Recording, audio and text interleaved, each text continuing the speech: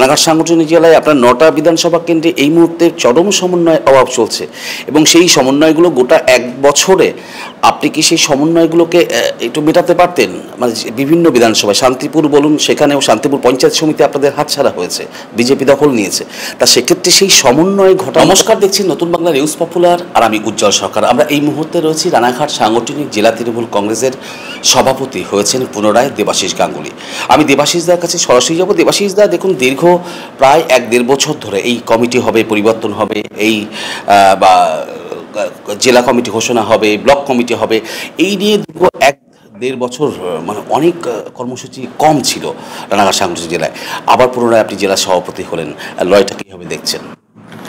প্রথমেই আপনাদের চ্যানেলের মাধ্যমে আমাদের সহনাগরিক যারা দর্শক শ্রোতা আছেন তাদেরকে বাংলা শুভ নববর্ষের শুভেচ্ছা, অভিনন্দন, প্রণাম, ভালোবাসা জানাচ্ছি। আপনি যেটা দিয়ে শুরু করলেন যে প্রায় 1-1.5 বছর আলাপ আলোচনা চলছিল ইত্যাদি, না 1 বছরও নয়, গত জুলাই মাসে একটা আলোচনা হয়েছিল। তারপর আলটিমেট দলের তো একটা চিন্তাভাবনা থাকে, সেই চিন্তাভাবনার পর দল সিদ্ধান্ত করেছে। এবং আপনাকে অনেস্টলি জানাই যে এই সময়কালের মধ্যে আমাদের সাংগঠনিক জেলায় প্রভূত কর্মসূচি আমরা নিয়ে গেছি, একেবারে বিরামহীন কর্মসূচি, নিরবিচ্ছিন্নভাবে কর্মসূচি আমরা নিয়ে গেছি। এবং আমরা নিয়মিত এই জেলা কার্যালয়ে প্রতি মাসে এমন কোনো মাস ছিল না যে মাসে আমাদের জেলা কমিটির আলোচনা সভা হয়নি। এবং আমরা বর্ধিতভাবেও একাধিক সভা করেছি। গত 2 মাসের মধ্যে আমরা 2টো বর্ধিত সভা করেছি। একটা কল্যাণীতে ইউনিভার্সিটির হলে প্রায় 2-2.5 হাজার আমাদের সহকর্মী বন্ধু এন্টার ডিস্ট্রিক্ট থেকে উপস্থিত ছিলেন। তারপর আমাদের গত মাসে আমরা নজরুল মঞ্চ রানাঘাটে করলাম, প্রায় 1000-1200 কর্মী বন্ধুদের নিয়ে আমাদের আলোচনা হয়েছে। তার আগে আমরা ডিসেম্বরে একগুচ্ছ কর্মসূচি নিয়েছি, সেই কর্মসূচিগুলি আমরা ফলো আপ করে গেছি। এবং আপনাকে জানাই আমাদের রাজ্য থেকে আমাদের জেলার যে কর্মসূচিগুলি ছিল 21 জেলার পরবর্তী সময়কাল থেকে, সেগুলি যেমন আমরা নিজেদের মতো করে একদম গ্রাসরুট লেভেলে নামিয়েছি, কমিউনিকেশান, সোশ্যাল অ্যাক্টিভিটিস এটসেট্রা, এবং রাজনৈতিক কর্মসূচি তো বটেই। তারপরে আমাদের যেটা বাংলার ভোট রক্ষা কর্মসূচি ছিল, সেটা সার্বিকভাবে আমাদের রাজ্যের 35টি জেলা সংগঠন আছে, সাংগঠনিক জেলা। সেই সাংগঠনিক জেলার মধ্যে কোচবিহার মোস্টলি প্রথম 100% ভেরিফিকেশনের কাজটা কমপ্লিট করেছে। এবং তারপরেই কিন্তু আমাদের রানাঘাট সাংগঠনিক জেলা।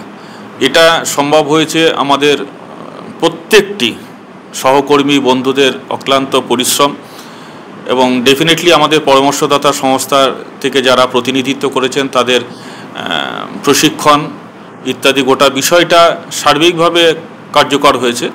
এবং সেক্ষেত্রে আমি ধন্যবাদ দেবো, আমরা দিয়েওছি, আমরা একটা প্রোগ্রামও করে নিলাম, যেটা একটু আগে আপনাকে বললাম নজরুল মঞ্চে করেছি। ফলে আমরা কর্মসূচির মধ্যে ছিলাম। এবং নট অনলি দ্যাট, শুধু মাদার সংগঠন নয়, আমরা আমাদের শাখা সংগঠনগুলোকেও নিয়ে আমরা বিভিন্ন কর্মসূচি নিয়েছি, কর্মসূচি পরিকল্পনা রয়ে গেছে আমাদের, সেগুলো ক্রমশ প্রকাশ্য, আস্তে আস্তে আপনারা জানতেও পারবেন। এবং আগামীকালই আমাদের একটি বড় কর্মসূচি রয়েছে। ফলে আমরা কর্মসূচির মধ্যে ছিলাম, আছি। একদম 2024-এর নির্বাচন, বিধানসভা নির্বাচন, মানে সারা বছর কি করলেন তার একদম বড় পরীক্ষা। আর 26-এর নির্বাচনের যে আপনার নেতৃত্বেই নদিয়া জেলা বা রানাঘাট সাংগঠনিক জেলা নির্বাচন করতে চলেছে, তার আর বলার অবকাশ থাকে না। তো 26-এর নির্বাচনে যাওয়ার আগে যে সমস্যাগুলো রয়েছে, যেমন ধরুন আপনার খুব বর্ডার এরিয়া, মানে আপনার নদিয়া ঠিক বর্ডারের কাছাকাছি, এবং যেটা বলছিল বিভিন্ন সময় যে হিন্দুত্ববাদী, মানে যেতে হিন্দুত্ববাদীর জিগির যতটা উঠেছিল, যার কারণে আপনাদের লোকসভায় হার ছিল। এবং গত বিধানসভা 21-এর বিধানসভাও 9টি বিধানসভার মধ্যে একটিতে আপনারা হেরেছিলেন, একটিতে আপনারা জিতেছিলেন, বাদ বাকি 8টিতে আপনারা হেরেছিলেন, পরে শান্তিপুর উপনির্বাচনে যেতেন। তা সেক্ষেত্রে 2026-এর পরীক্ষাতে খুব টাফ, এবং সেই টাফ জায়গায় পুনরায় প্রেসিডেন্ট করার পর তাতে আপনার কী পরিকল্পনা করলেন যে কিভাবে এবার এগোবেন? তাই এবার তো পরীক্ষার বছর আর কি। প্রথমেই বলি, পরীক্ষা কিন্তু আমাদের জন্য নয়, পরীক্ষাটা হচ্ছে নির্বাচক মণ্ডলীর জন্য। যদি বলেন কেন, আমরা পরীক্ষায় বসেছিলাম 2011-য়, বাংলার মানুষ আমাদেরকে পরীক্ষায় বসিয়েছিলেন। 2011-য় যখন আলটিমেট আমাদের পরিবর্তনের সরকার ফর্ম করলো, মামাটি মানুষের সরকার প্রতিষ্ঠিত হলো, তখন থেকে যেভাবে একের পর এক পরিষেবা দিয়ে প্রান্তিক মানুষকে বিশেষ করে এবং সার্বিকভাবে গোটা বাংলার 10 কোটি মানুষের জন্য তো বটেই, আরও যদি এটাকে আমি মিনিমাইজ করি বিষয়টিকে, আরও যদি স্পষ্ট করে বলি, তাহলে গ্রামের মানুষ, প্রান্তিক মানুষদের জন্য সর্বস্তরের মানুষ, জাতি ধর্ম বর্ণ নির্বিশেষে সমস্ত মানুষের কাছে যেভাবে পরিষেবা দিয়ে এসেছে, বাংলার যেভাবে ওমেন এম্পাওয়ারমেন্ট হয়েছে, নারী সশক্তিকরণ, এবং এমএসএমইর মাধ্যমে যেভাবে ক্ষুদ্র কুটির শিল্পের একটা বিরাট উন্নতি ঘটেছে, সারা ভারতবর্ষের মধ্যে আমরা মোস্টলি দ্বিতীয় স্থানে আছি। তো এই সমস্ত বিষয় প্রত্যেকটি যদি আমরা সঠিকভাবে বিচার করতে বলে মানুষকে, পরীক্ষা তো মানুষের কাছে, মানুষ পরীক্ষা দেবে। আমরা 2011-এ মামাটি মানুষের সরকার পরীক্ষায় বসেছিল, মানুষ আমাদের পরীক্ষা ধরেছিলেন যে তোমরা গেলে পরের সরকারে কি উপহার দেবে, কি করবে, কি পরিষেবা দেবে, আমাদেরকে কিভাবে ভালো রাখবে, আমাদের সামাজিক নিরাপত্তা কিভাবে থাকবে না থাকবে। আজকে দেখুন গোটা ভারতবর্ষের অন্যান্য রাজ্যের থেকে, অন্যান্য যে সমস্ত প্রভিন্স আছে সেখানকার থেকে আমাদের তথ্য নয়, দলগত তথ্য নয়, একেবারে সরকারি বা বিভিন্ন সংস্থার তথ্য বলছে আর্থসামাজিক দিক থেকে বাংলার উন্নয়ন অন্যান্য সমস্ত রাজ্যের থেকে অনেক বেশি গতিশীল এবং অনেক বেশি উৎকর্ষতার নিরিখে এগিয়ে চলেছে। সুতরাং পরীক্ষাটাতে এবার নির্বাচক মণ্ডলীর, গণদেবতার, কারণ আমরা রেজাল্ট দিয়েছি, আমরা মানুষের কাছে উপহার দিয়েছি। মানবিক মুখ্যমন্ত্রী মমতা ব্যানার্জি মানুষের কাছে পৌঁছে দিয়েছেন, ঘরে পরিষেবা পৌঁছে দিয়েছেন।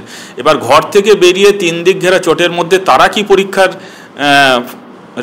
লেখালেখি করবে সেটা তাদের উপরে। দেবাশিস দা, একদম গ্রাসরুট থেকে উঠে এসছেন আপনি, কারণ আমি অনেক দীর্ঘদিন ধরে চিনি, একদম গ্রাসরুট থেকে পলিটিক্স করেন আপনি, একদম জেলা পরিষদের মেম্বার থেকে শুরু করে পঞ্চায়েত সমিতির সহসভাপতি থেকে শুরু করে বিভিন্ন রকম বিভিন্ন পদ অলঙ্কৃত করেছেন।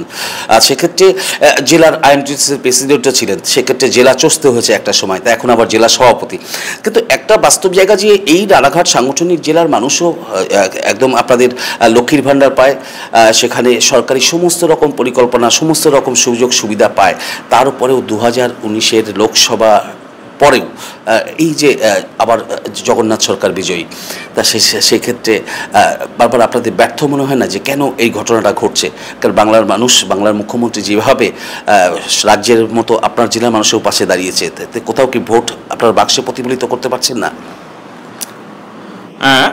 আমি এই বিষয়টা আপনার সাথে যাচ্ছি সহমত পোষণ করে, মানে কোশ্চেনের দিক থেকে। প্রথমে বলি যে আপনি বললেন বিভিন্ন পদ অলঙ্কৃত করেছি, বুথ লেভেল থেকে উঠে এসেছি। আসলে আমি মনে করি দিনের শেষে আমি একজন দলের একনিষ্ঠ কর্মী। আমি দল যখন যে দায়িত্বই দিক না কেন সেটা একটা সাময়িক আমার পরিচিতি। দিনের শেষে আমি দলের একনিষ্ঠ কর্মী, এটাই আমার প্রথম পরিচয়, এটা আমার দ্বিতীয় পরিচয় এবং শেষ পরিচয়। সেইভাবে আমি থাকতে চাই। যখন দল যে দায়িত্ব দেবে সাংগঠনিক স্তরে বা প্রশাসনিক স্তরে, সেটা আমি আমার নিজের মেধা মতো, আমার নিজের ভিতরে যেটুকু যা আছে সেটা উজাড় করে দেব দলকে। এটাই আমার ভাবনা, রাজনৈতিক ভাবনা, দলের প্রতি আমার সেই আনুগত্য। নেক্সট যেটা বলি, আপনি যেটা বলেছেন, হ্যাঁ আমি আপনার সাথে একমত। সারা রাজ্যে যে পরিষেবাগুলো দেওয়া হচ্ছে মামাটি মানুষের সরকারের তরফ থেকে, আমাদের জেলা ব্যতিক্রমী নয়। তাহলে লাস্ট 24-এর যে নির্বাচন, সেই নির্বাচনে প্রায় 70-80% জেলায়, সাংগঠনিক জেলায় ভালো রেজাল্ট করেছে, ফয়রাজ আমরা করতে পারিনি। এটা একদম আমি আপনার সাথে একমত। আমি আপনাকে বলি যে দেখুন, আমাদের এই সাংগঠনিক জেলাটা সাংগঠনিকভাবে 2 ভাগে ভাগ হয়েছে। প্রশাসনিক জেলা একটাই, করিমপুর থেকে হরিণঘাটা। তৃণমূল কংগ্রেসের জন্মলগ্ন থেকে কিন্তু এই সাংগঠনিক জেলা, এই পার্টটা যদি ধরেন, আজকের যেটা নর্থ নদিয়া, তার থেকে আমাদের বেটার রেজাল্ট ছিল। আমাদের এই অংশের রেজাল্টের ডিটোরিয়েশনটা হচ্ছে 2018 সাল নাগাদ, টু সাম এক্সটেন্ট 16 বা তার পরবর্তী সময় থেকে। ফলে সমস্যাটা স্থানীয়। আমি আপনার সাথে এই জায়গাটা একমত। দলের সার্বিক যে পলিসি, রাজ্যের যে পলিসি, সেটা তো ওভারঅল গোটা রাজ্যের জন্য। দলের সরকারের যে পরিষেবা, সেটা ওভারঅল গোটা রাজ্যের জন্য। কিন্তু আমরা ব্যর্থ হচ্ছি একদম 16-র পর থেকেই। এর অনেক কারণ আছে। আমি প্রথমে যে কথাটা বললাম যে আমাদের এই অংশের জায়গাটা, মানে আজকে যেটা রানাঘাট ওডি, এটা বরাবর খারাপ এমনটা কিন্তু নয়, বরঞ্চ উল্টোটা ছিল, ভালো ছিল। এই ভালোটা খারাপ হয়েছে এবং আমি আমার দৃঢ় প্রত্যয়, আমার দৃঢ় বিশ্বাস যে ভালো যেমন খারাপ হয়েছে ওই বিবর্তনবাদের মতো অবশ্যই খারাপটাও ভালো হবে, এ ব্যাপারে আমি 100 কেন 200% নিশ্চিত। আমাদের যে শিথিলতাগুলো সাংগঠনিক বলুন, সেই যে স্তরগুলো রয়েছে, বিভিন্ন কারণগুলো রয়েছে, সেগুলো ক্রমান্বয়ে পর্যালোচনা করে বিশ্লেষণ করে আমরা সেগুলি নির্দিষ্ট করে আসছি বিগত 2-2.5 বছর ধরে দলের দায়িত্ব পাওয়ার পর। রিকভারি অনেক হয়েছে, আপনারা জানেন লোকসভা নির্বাচন 19 থেকে 24 রিকভারি হয়েছে, কিন্তু সেটা একেবারেই বলবার মতো নয়। আমাদের সাংগঠনিক প্রয়াস, চেষ্টা, তার কোনো ঘাটতি ছিল না, কিন্তু যেখানে ছিল বড় রকমের শিথিলতা সেটা হচ্ছে জনসংযোগের। এই জনসংযোগটা, আমি অনেক কারণ আছে কিন্তু আমাদের এই রেজাল্টের ডিটোরিয়েশনের, আমি সবগুলো অন ক্যামেরা তো বলবো না, এটা আমাদের ভিতরকার বিষয়, দলের পর্যালোচনাটা হবে। কিন্তু যেটা আমি একদম প্রকাশ্যেই বলতে পারি যে আমাদের জনসংযোগের একটা ব্যাপক ঘাটতি আছে এই জায়গাটায়, এই সাংগঠনিক জেলায়, যেটা আমার উপলব্ধি, আমার বিশ্লেষণ, আমার পর্যালোচনা। সেটা সাংগঠনিক স্তরে যারা আছেন তাদের, যারা জনপ্রতিনিধি আছেন তাদেরও, এবং বেশিটা তাদের। ব্যতিক্রম আছে, জনপ্রতিনিধিদের মধ্যেও জনসংযোগের ব্যতিক্রমী ভূমিকা আছে, তারা অনেক ভালো জনপ্রতিনিধি আছেন যারা দারুণ জনসংযোগ করেন, আবার বিপরীতটাও সিংহভাগ। সাংগঠনিক স্তরে দেখুন, আজকে আপনি যদি বলেন আগামী 24 ঘন্টার মধ্যে একটা বড় মিছিল করতে বা জনসভা করতে, সেটা কিন্তু বড় আকারে করে দেওয়া যাবে। এখানে সাংগঠনিক স্তরটা সেই রকম জায়গায় আছে। জেলা থেকে ব্লক স্তর, ব্লক স্তর থেকে অঞ্চল, জেলা থেকে টাউন, টাউন থেকে ward, to some extent booth পর্যন্তও যাচ্ছে, বুথের কর্মী পর্যন্ত আমরা যেতে পারছি, যাচ্ছি, ওয়েল কানেক্টেড আমরা। কিন্তু এই বুথ স্তর সঠিকভাবে জনসংযোগটা করে উঠতে পারছে না, বা করছে না কোথাও কোথাও, বা করে উঠতে পারছে না। বুথ স্তর কার হয়ে করবে? বুথ স্তর, আপনি বলছেন বুথ স্তরেই যে জনসংযোগ যারা করবে, কার নির্দেশে করবে, কার, সে লিডারের কাছে? বুথ স্তরের বলছে তারা ধরুন এক গোষ্ঠী যাচ্ছেন সমন্বয়ের বিভিন্ন, আপনার রানাঘাট পৃথিবীর 3 ভাগ জল 1 ভাগ স্থল, তাই পানীয় জলের অভাব নেই, কিন্তু বিশুদ্ধ পানীয় জল একটাই, বৃষ্টি অ্যাকোয়া। প্রতি ফোঁটায় আনে তৃপ্তি, মেটায় তেষ্টা। বৃষ্টি অ্যাকোয়া, বিশুদ্ধ পানীয় জল। Debashis Ganguly as a president, তার তো প্রথম কর্তব্য, প্রথম দায়িত্ব এবং প্রথম নির্দেশ যে দলের কেউ যদি কথা না শোনে, আপনার কথা না শোনে, তার মানে সমন্বয় যখন না হয়, আপনার কথা শুনবে না, কথা না শুনলে দল ব্যবস্থা নেবে। তাহলে এই সমন্বয়ের অভাবেই তো আজকে বুথকর্মীরা তো আরও জ্বালায় আছে। তারা বলছে আমরা তো তৃণমূল কংগ্রেসের পরিবারে থাকতে চাই। আজকে বুথকর্মী একজন বলছে আমি এমুক দাদার হয়ে ওই বাড়িতে গিয়েছিলাম, আর একজন আপনার কাছে অভিযোগ করছে ওর তো যাওয়ার কথা না, আমি যাব ওখানে।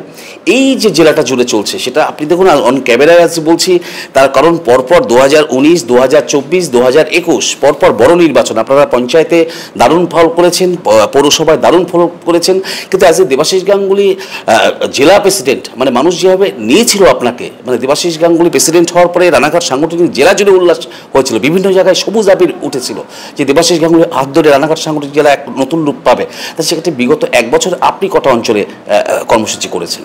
দেখুন, আঞ্চলিক কর্মসূচি তো অনেক পরের কথা, বুথ স্তরে কর্মসূচি আমরা করেছি। আপনার সাথে আমি এই জায়গাটা একেবারে একমত হতে পারলাম না যে সমন্বয়ের অভাব বলে কিছু নেই।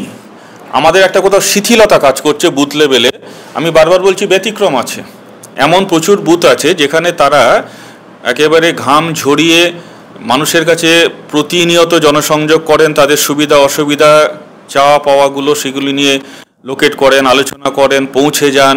সরকারি পরিষেবাগুলো দেওয়ার ক্ষেত্রে তারা অনেক বেশি কার্যকরী ভূমিকা নিচ্ছেন, পাশে থাকছেন। তাদের সামাজিক বিপদ আপদে পাশে থাকেন না তারা, সেটাও থাকছে। কিন্তু আমার যেটা মনে হয়েছে যে এখানে আপনি শুরুতে একটা কথা বলেছিলেন, পোলারাইজেশন, একটা ধর্মীয় ব্যাপার, এটার থেকে আপনি আবার একটু সরে গেলেন। এই জায়গাটায় আসতে হবে, এটা সীমান্তবর্তী একটা এলাকা, এখানে অনেক বেশি সহজসাধ্য হচ্ছে অপোনেন্টের যে সেটাকে মগজ ধোলাই করার ক্ষেত্রে। শুধুমাত্র পরিষেবা সংক্রান্ত বিষয় না, জনসংযোগটাকে এমন স্তরে একটা বিল্ড আপ করতে হবে, রিলেশনশিপটাকে, এবং তাদেরকে বোঝানোর জায়গাটা আরও বেশি করে, একটা শুধু সামাজিক বিপদ আপদ থেকে উদ্ধার করে দেওয়া বা পাশে থাকা, বন্ধুত্ব বা সাহচর্য দান করা এরকম নয়, তার বাইরেও আরও জনসংযোগটাকে আরও ভালো করে পৌঁছাতে এবং তাদের ভিতরে যে ভাবনা, রাজনৈতিক ভাবনাটাকে হঠকারিতার সাথে মানে বিপদগামী করে দেওয়া হচ্ছে, সেই জায়গাটা থেকে বার করার ক্ষেত্রে যে সময় দেওয়ার প্রয়োজন সেই সময়টা দিতে পারা যাচ্ছে না আমাদের সর্বস্তরে, সেটা পেরে উঠছেন না। সমন্বয়ের কোনো রকম ঘাটতি নেই, কোনো মতানৈক্য নেই, কোনো ঘাটতি নেই। বলছেন আপনার হরিণঘাটা বিধানসভায় উত্তম সাহা থেকে শুরু করে, আমি নাম ধরেই বলি, উত্তম সাহা থেকে শুরু করে রাজীব দালাল থেকে শুরু করে চঞ্চল দেবনাথ থেকে শুরু করে নালন্দা, তারা কি এক মিছিলে হেঁটেছে লাস্ট কতদিনে? আপনি কল্যাণী বিধানসভায় টিঙ্কু মুখার্জি থেকে শুরু করে সজল থেকে শুরু করে সজলবাবু থেকে শুরু করে পঙ্কজ সিং থেকে শুরু করে তাদেরকে এক মিছিলে লাস্ট কবে দেখেছে তৃণমূল কংগ্রেসের কর্মীরা? রানাঘাট উত্তর পশ্চিমে তাপস ঘোষ সহ এই এদিকের যারা কর্মীরা রয়েছে তাদেরকে একসঙ্গে মিছিলে কবে দেখেছে লাস্ট তৃণমূল কংগ্রেসের কর্মীরা? চাকদা বিধানসভা কেন্দ্রে অমলেন্দু দাস থেকে শুরু করে দীপক চক্রবর্তী, দেবকৃষ্ণ মজুমদার থেকে শুরু করে ওদিকে যিশু সিং, অশোক মণ্ডল, এদেরকে একসঙ্গে লাস্ট কবে দেখেছে জেলা? আপনি রানাঘাট উত্তর পূর্ব বলুন, জগন্নাথ দাস থেকে ধানতলা থেকে শুরু করে সমীর পোদ্দার, এদেরকে লাস্ট কবে একসঙ্গে মিছিলে দেখেছে? তা এই জায়গাটাই দেবাশিস দা, এটার অজানা কিছু নেই। বলি আপনি, আপনার কাছে সব খবর নেই, আপনার বলি মাত্র 1 মাস মতো হয়েছে জগন্নাথ ধাম দীঘা তার উদ্বোধন উপলক্ষে যে একটা বার্তা বহনকারী মিছিল হওয়ার কথা ছিল, মানে কথা আমাদের ছিল, কর্মসূচি ছিল, সেইখানে কল্যাণীতে আপনি যাদের কথা বললেন তারা একসাথে পায়ে পায়ে মিলিয়ে হেঁটেছেন। হরিণঘাটার ক্ষেত্রে যে কথা বললেন, গত লোকসভা নির্বাচন থেকে শুরু করে গত 1 মাস আগেও যে কর্মসূচিগুলি ছিল সেখানেও তারা একসাথে আমার দুপাশে দুজন রেখে একসাথে হেঁটেছেন। থার্ডলি আপনি বলছেন এই যে রানাঘাট উত্তর পূর্বে, কালকে আপনাকে আমন্ত্রণ আগেই জানিয়ে রেখেছি, আবারও জানিয়ে রাখছি, কালকে আপনি আসুন, কালকে দেখতে পারবেন আমাদের 2 এমএলএ সাহেবেরই স্ট্যান্ডিং কমিটি আছে, খুব গুরুত্বপূর্ণ মিটিং আছে, ফলে তারা কালকে আসতে পারবেন না, তবু হয়তো চেষ্টা করবেন, কিন্তু জেলার সকল নেতৃত্ব সেখানে উপস্থিত থাকবেন, যদিও এটা একটা ব্লকের প্রোগ্রাম বেসিক্যালি, এটা মাথায় রাখতে হবে। পরবর্তীতে আমরা এটাকে আরও ডিসেন্ট্রালাইজ করব সেই চিন্তাভাবনা আছে। সুতরাং কর্মসূচিতে আপনি এমন একটা কর্মসূচি দেখান, জেলার কর্মসূচি, যেখানে কোনো আমাদের দলের কোনো একজন সেখানে অনুপস্থিত আছে, একটা আমার কাছে সমস্ত রকম তথ্য, ছবি সহকারে সব কিছু রেকর্ডেড, মানে একটাও ব্যতিক্রমী কোনো জায়গায় আপনি দেখাতে পারবেন না।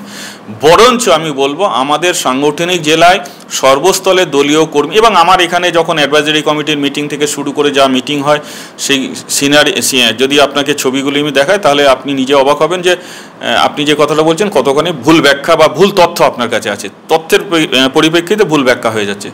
ফলে এই রকম ভাবনার কোনো কারণই নেই। আমরা একটা একত্রিত পরিবারের মতো এখানে লড়াই করছি। এখানে জেলা স্তর থেকে ব্লক স্তরে কোনো রকম কিছু মতানৈক্য নেই, কোনো রকম অন্তর্দ্বন্দ্ব নেই। আর দিনের শেষে একটা কথা বলি, মানুষ, দলের গ্রাসরুট লেভেলের কর্মী, তারা কিন্তু তাকিয়ে দেখেন একজনকে, সেটা মমতা বন্দ্যোপাধ্যায় এবং আমাদের জননেতা অভিষেক বন্দ্যোপাধ্যায়কে। বাকি কাউকে দেখে ফলো করেন না বাংলার মানুষ, বাংলার আমাদের আপামর কর্মীরা কাউকে করেন না। নেতা নেত্রী আমাদের অভিষেক বন্দ্যোপাধ্যায়, মমতা বন্দ্যোপাধ্যায়, এটাই প্রথম, এটাই শেষ। দেবাশিস দা, একদম আপনি একদম দাপুটে একজন লিডার, রানাঘাট সাংগঠনিক যেগুলো এ মাথা থেকে ও মাথা একদম হাতের তালুর মতো চেনেন এবং বিভিন্ন জায়গায় ছুটে বেড়াচ্ছেন। আজকেও দত্তপুলিয়া হয়তো কর্মসূচিতে ছিলেন, হয়তো আমি কিন্তু দেবাশিস গাঙ্গুলি জেলার প্রেসিডেন্ট হওয়ার পর থেকেই এক অন্য রানাঘাট সাংগঠনিক জেলা তৃণমূল কংগ্রেস। তার কারণ আমি বলছিলাম যে আজকেই উনি 6টি অঞ্চল ঘুরে এসছে, তার মানে 26 নির্বাচনে যে মুখোমুখি চোখে চোখ লড়াই করে দেবাশিস গাঙ্গুলি পথে নামতে চলেছে সেটা কিন্তু বলার অবকাশ থাকে না।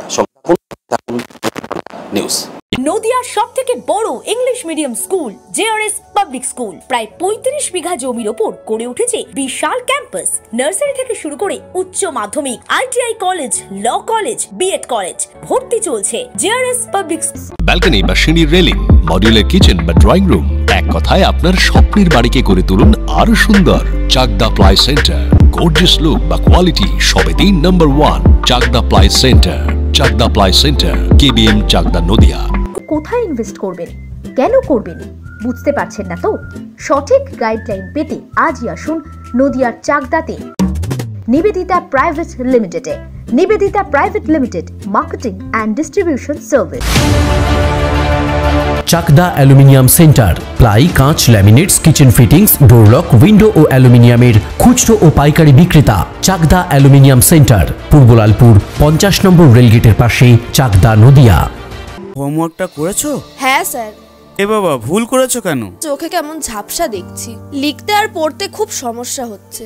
চাকদার মডার্ন অপটিক্স থেকে ভালো চোখের ডাক্তার দেখিয়ে নাও। প্রতিদিন প্রকৃত চোখের ডাক্তার ও দৃষ্টি বিশেষজ্ঞ মডার্ন অপটিক্স, চাকদহে। স্যামসাং, জিও, রিয়েলমি, নদিয়ার একমাত্র অথরাইজড ডিস্ট্রিবিউটর ঘোষ কমিউনিকেশন, থানার মোড়, চাকদা।